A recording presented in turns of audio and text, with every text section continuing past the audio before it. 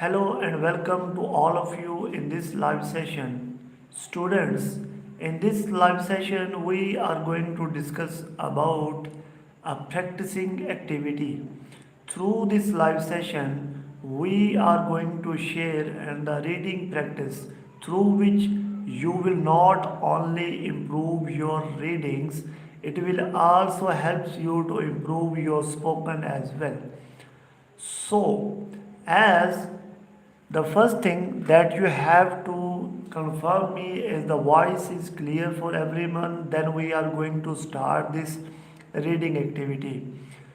So, in this reading activity, I have chosen a very decent book that is Oxford Reading Circle, and this book is a very prominent, is a very useful for reading activities. From this book I just choose a very first a very first story that should be the part of this book, and we are going to start read about this. So without wasting your precious times, let's start the today live reading activity. So the name of the story is The Donkey. The name of the story is The Donkey.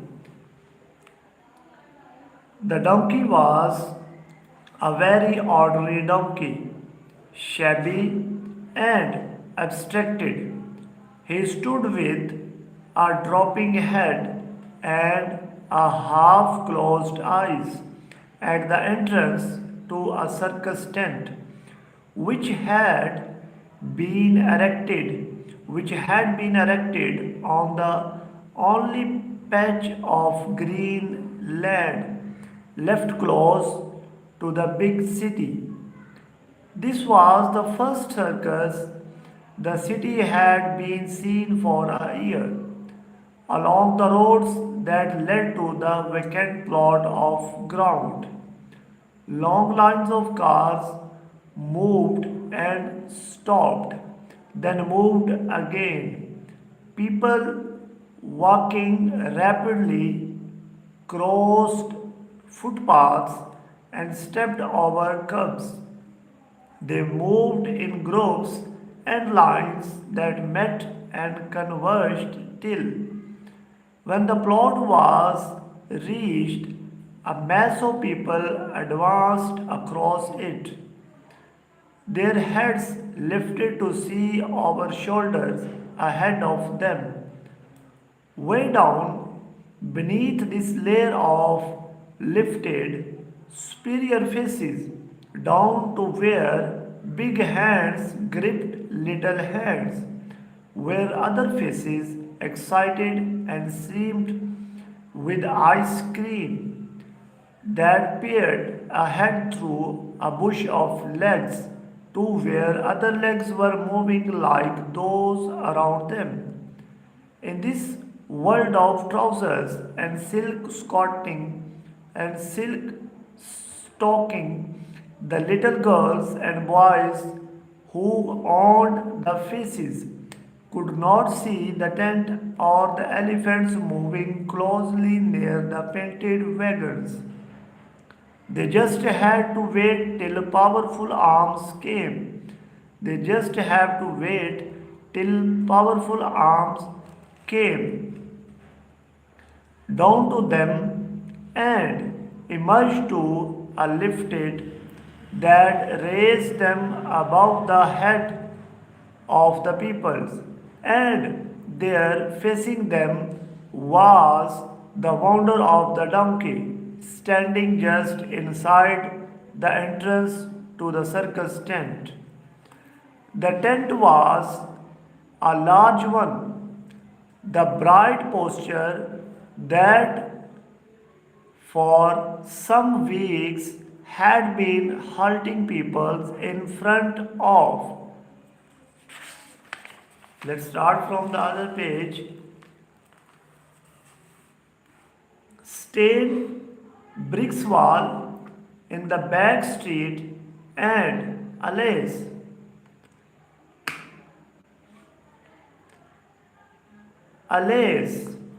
announced that the tent was the biggest in the world and held 4,000 people. Since the donkey tethered to a peg by a worn rope was directly in the pathway of the people hurrying towards the trails of seeds that rose back from the lighted ring. They all had to pass him. After they had purchased their tickets, each Saturday three separate shows were held. Thus, 12,000 people passed the donkey on each of those 2 days. At last, three quarters of those 12,000 people petted or touched him as they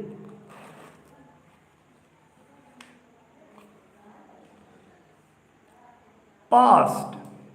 Thus, 9,000 hands petted the donkey in the course of the day.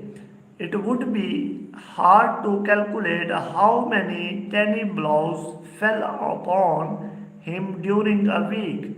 The petting took various forms. Some were demonstrations of superiority.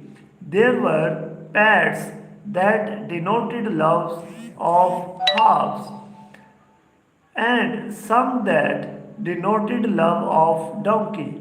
Some were the boastful display of fathers wishing to impress their children, while others were gently paths transformed by imagination into magical experience.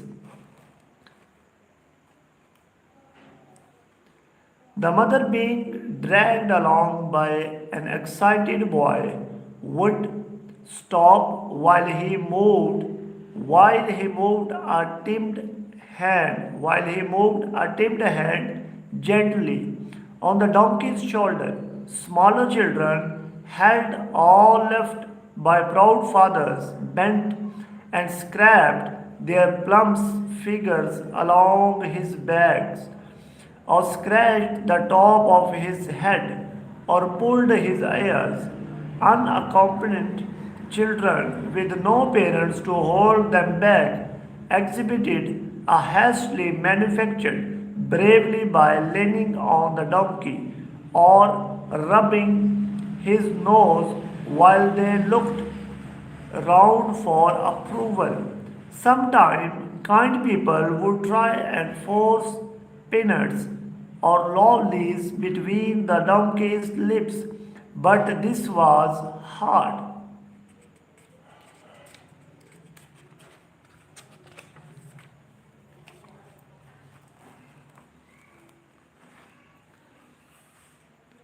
To do since he kept his teeth firmly closed and shook his head when he felt their hands on his mouth.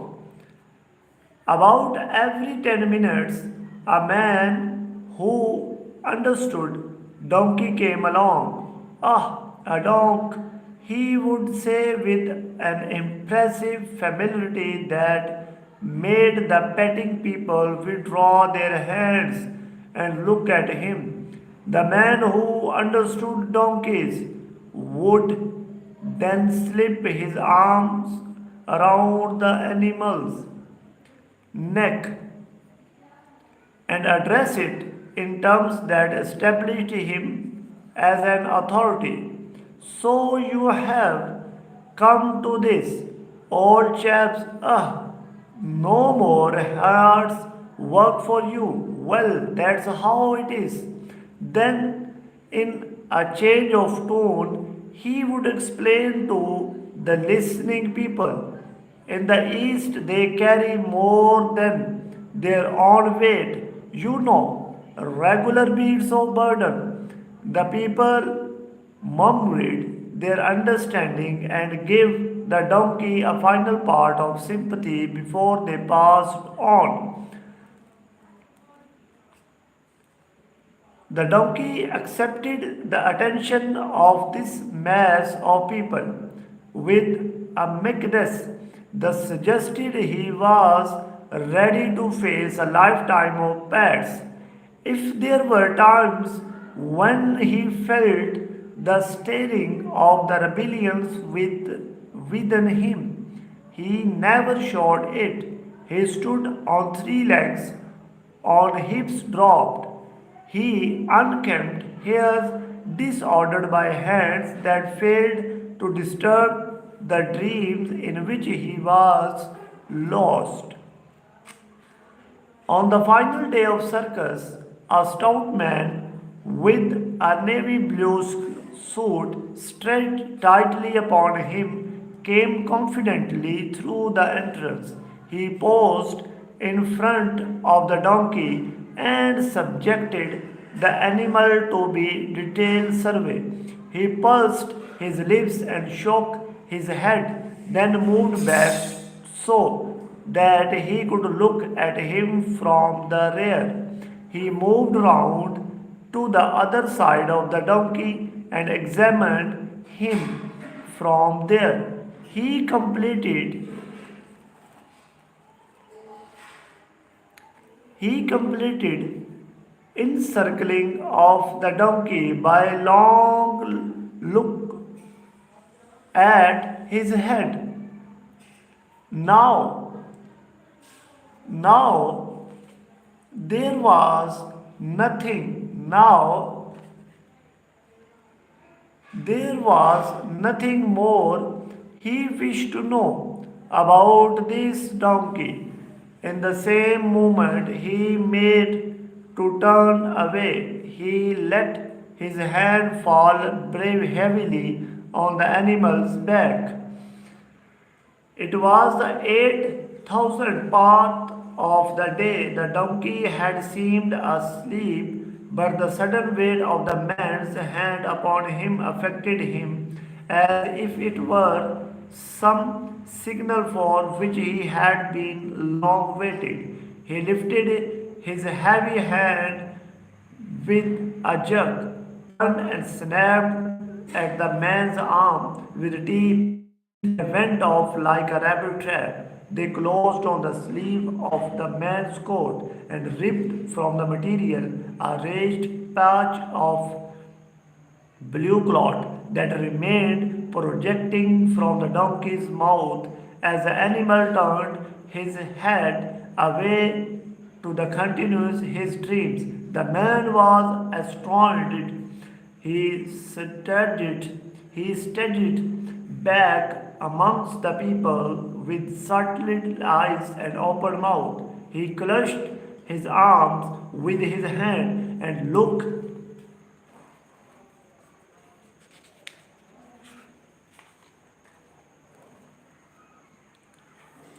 people for confirmation of amazing things that had happened to him.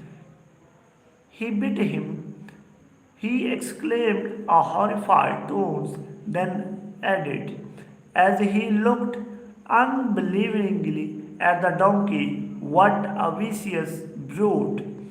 The people passing had all stopped to look at the man at the donkey with a piece of cloth in its mouth.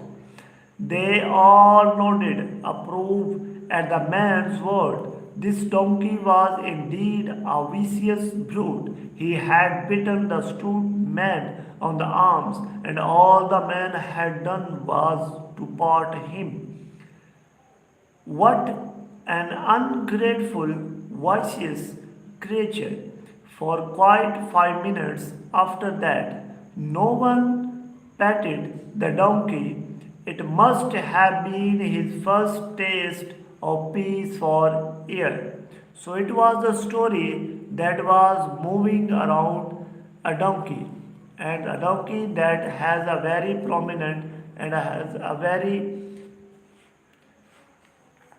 crucial in the part of this story. So the main character of the story is a donkey who is to be a part in a circus tent. So here few words that you need to know. This would be helps you to understand the vocabulary. So just need to focus upon these words. So if you like this live reading practice, So must share it with your friends, your colleagues, and others. Thank you so much for joining this live session.